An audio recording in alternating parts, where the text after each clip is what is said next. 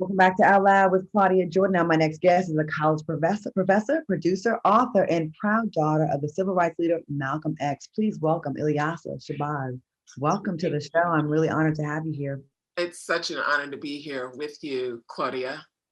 I mean, I love these kinds of shows where we get to go deeper and really do, I think, things that are needed and talk about things that are needed in the Black community because all too often the I don't know, the simple, the lowest common denominator stuff gets out there. You know what I mean? Like the muck. And these are the conversations that are going to move us forward, I believe. So let's just get into it now. We're just a few weeks into 2021, but do you have a sense of hope for this year? Of course. Look at what all of these young people did this summer. Here we were at home, all of us quarantining ourselves, not really understanding, what COVID was. And these young people, we witnessed this horrific killing of George Floyd and all the other killings that followed. But it was that killing of George Floyd, horrific to see an officer callously with his knee on his neck and the other officers on each of his lungs. To witness that just really stirred up something in anyone who was humane, anyone who had morals, values. And to see how these young people organized 50 states of people who got out there in spite of this pandemic, 18 countries abroad, wow. Proclaiming Black Lives Matter, understanding these injustices, and really looking at those who were afflicting these injustices. And so, yes, these young people are, I have lots of faith, and I feel very inspired seeing this work. And my father said that it would be this generation of young people who would recognize that those in power have misused it and that they would demand change, and they are willing to roll up their sleeves and do the necessary work. It was amazing to see because all too often we hear about these young kids today, and they, like there was a gap. There was a generation. There was a time where it just seemed like we weren't going that direction. And this new group, they're getting the work done, and they're not seeing these each other like race like those in the past, like their parents. They're calling out their parents on social media and being really brazen about it. Yeah. But listen, the young people are our responsibility. And so whatever it is they're doing, it's because of us, right? Mm-hmm. And so I've never been one, like I kind of cringe when I hear people talking about the younger generation because they're us. Mm-hmm. We are responsible for whomever they've become. And so this generation to raise these young people who are coming now, kudos. So you have such an incredible family history as a daughter of cultural icons Malcolm X and Dr. Betty Shabazz. What does it mean for you to carry on that legacy? And I just couldn't imagine how that must feel that these your parents are just so important to history and the culture and the effect that they've had. Yeah, I'm just proud. When my mother passed away, I had to step back and look at her as a woman, not from, the perspective of a daughter looking at this woman, but just, as a person. And I had just to take my hat off to her. She was just a young woman when she was married to her husband, the joy of her life. And, he had been lived under surveillance. All kinds of horrible things were happening to him. Their home had been firebombed on Valentine's evening. And, think about it. That's just got to be so traumatic. And especially for a young African-American woman, let alone my father. And a week later to see her husband gunned down in front of her with her children. And how do you go on from that? And so what I learned about my mother is, faith, pride, self-respect. She raised 6 daughters remarkably. And, I take off my hat to her. Yeah, we all do. We really do. What's the most important lesson you learned from your parents growing up, and how have you applied that lesson to your professional career? Well, I would say the most important lesson that I learned is self-love. My mother raised 6 girls. And again, wherever I go, I acknowledge each and every one of my sisters. First, I want to say something about that picture that you're showing, because I just saw that on social media, and someone said, "Whoa, look at her look." And I said, she had just witnessed the assassination of her husband. And that picture was her coming out of the morgue, identifying his body. And so I think that, it should be very clear, but look at her face, And so what the most important lesson that I learned growing up with my 5 sisters, whom I always acknowledge, because I never want anyone to think that I'm my parents' only child, but that there are 6 of us. And my mother made sure that we learned how to love ourselves with lots and lots of love.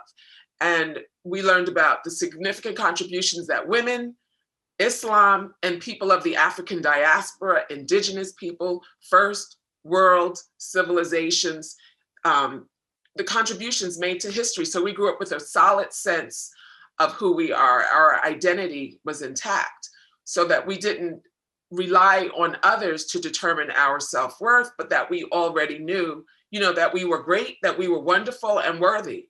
And so loving me so much made it easy for me to love you, and makes it easy for me to address these injustices, to write the books that I write, to post the things that I post, to do the work that I do, and to be very passionate about all of this.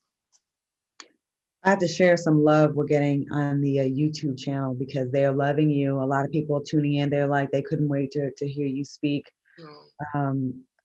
Conscious Lee, actually, from their first part of the show, says, I had to tune in to hear Miss Shabazz speak. And Derek says, protect Ilyasha at all costs. And when we come back, we're going to take a quick break, but I want you to think about this when we take a break.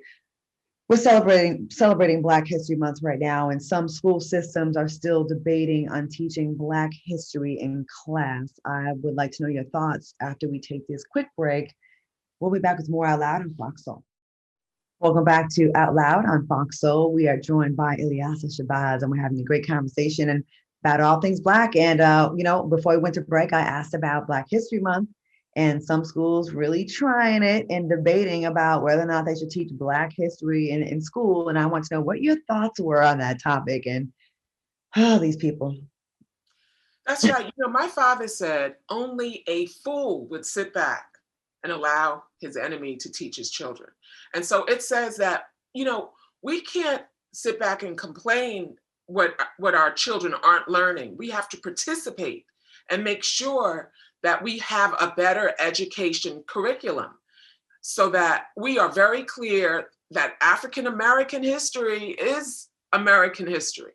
And if the terrorism of slavery and the subsequent massacres of the Black Wall Street in Tulsa, Oklahoma, and Rosewood, Florida, for example, are taught in high school US history classes to be as American as the Boston Tea Party, then we understand that our education is then based on historical truth, historical facts. And more citizens would understand the necessity for reparation.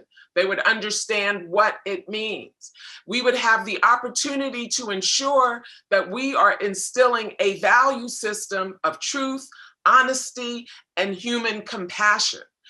I think it's absolutely extremely important. And it's the reason why I've written my books. It's the reason why I teach at John Jay College of Criminal Justice in New York City. And even further, if in world history classes, the truth that Africa is the cradle of the most advanced civilization ever to exist in mankind, right? These are historical facts, scientific facts. And the impressive kingdoms of Futajello, Benin, Ghana, Mali, Egypt got even half the attention that Greece and Roman get, then we Americans at least might appreciate the present complexity of Black civilizations in Africa without teaching our children how to hate, how to discriminate. Rather, we teach them how to love and respect ourselves and humanity.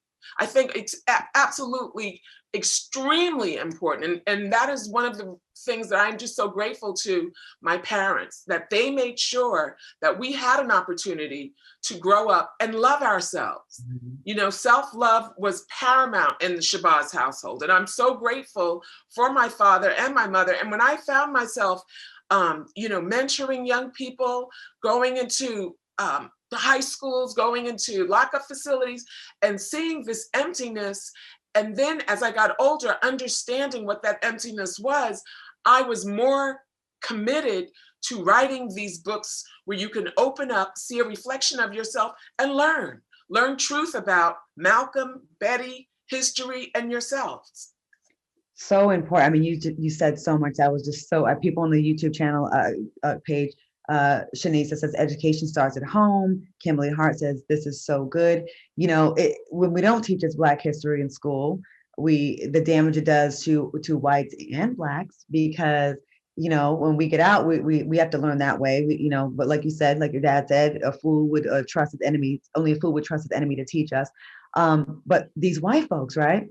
When they don't read it, and then when they get older and they hear us talking about it, it just sounds like we're whining to them.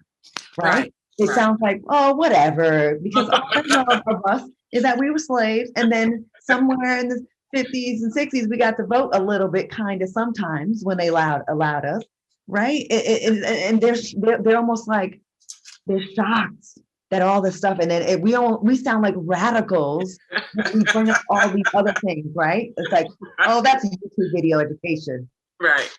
But I think that people are beginning to really understand more. And my father said, if you put a knife in my back 9 inches and you pull it out 6 inches, the knife is still in my back. That part, right? We have to pull the knife all the way out and then address the wound that the blow made.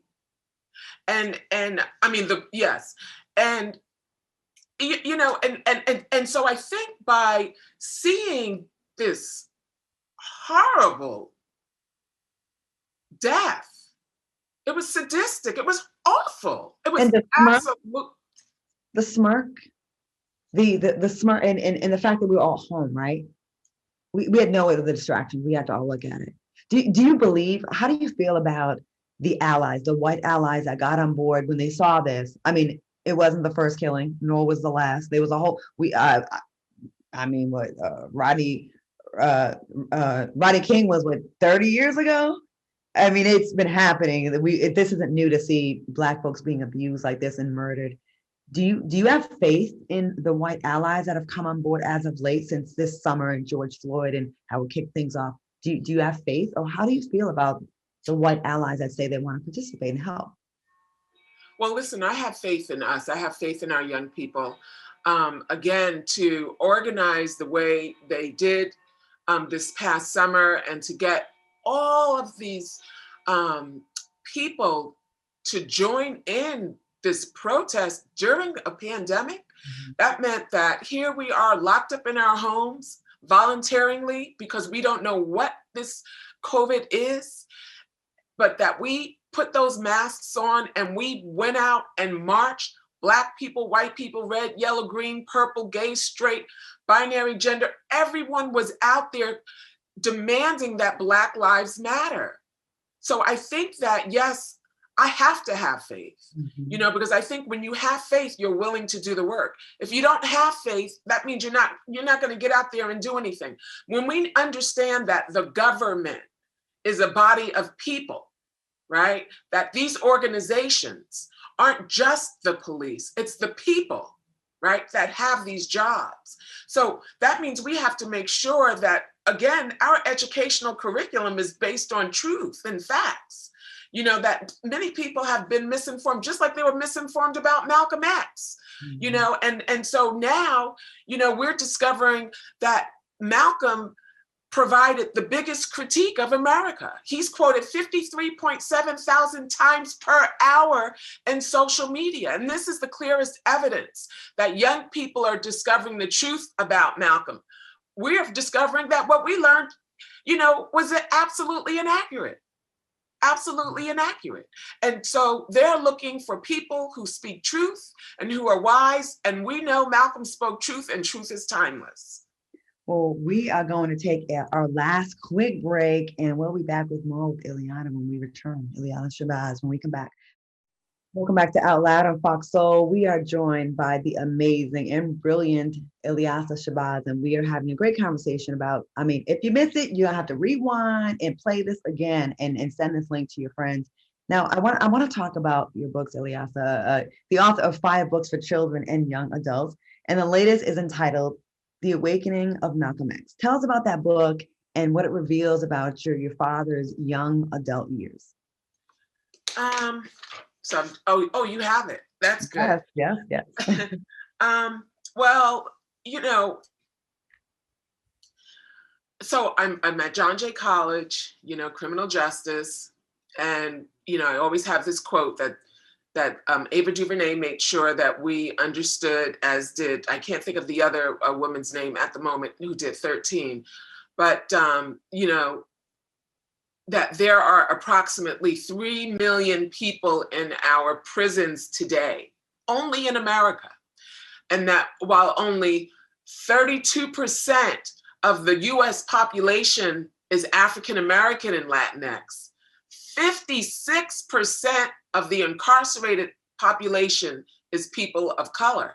And that in 2012, the United States spent 81 billion taxpayer dollars on correction facilities, not education, not you know, after school programs, but on correction facilities.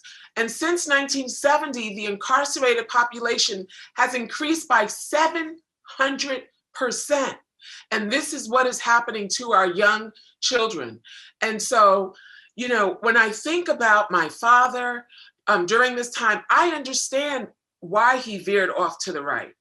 His parents, his father was the chapter president of the Garvey movement and a Baptist minister, and he purchased land that was reserved for whites only, but he got lynched. Malcolm was running from himself. His mother was the recording secretary, but she was put in an institution after her husband was killed by the KKK. And so the family was strategically and systematically torn apart. And so, you know, when our young people find themselves in a dark hole, they don't say, let me go get a good education, right? They drown it out, you know, unfortunately. And so for me, it was important to show all the things that my father was running from. He was running from himself. He was running from his identity until finally he found himself behind bars, scared shitless, you know, and I'm not a cursor, but, you know, he was frightened. And so I wanted to take a look along with Tiffany Jackson, dynamic young adult novelist, but to take a look at the humanity. You know, how are they feeling? What is happening? Brian Stevenson says that we are more than the worst mistake we've ever made, and that a society will not be judged on how they treat the rich and the celebrated, but a society will be judged on how they treat the underserved and the incarcerated. And I paraphrase that. And so, you know, this book gave me an opportunity to tell the truth about who Malcolm really was. He was brilliant before he went to prison, or jail, you know, and that on the debate team, he was a star contender.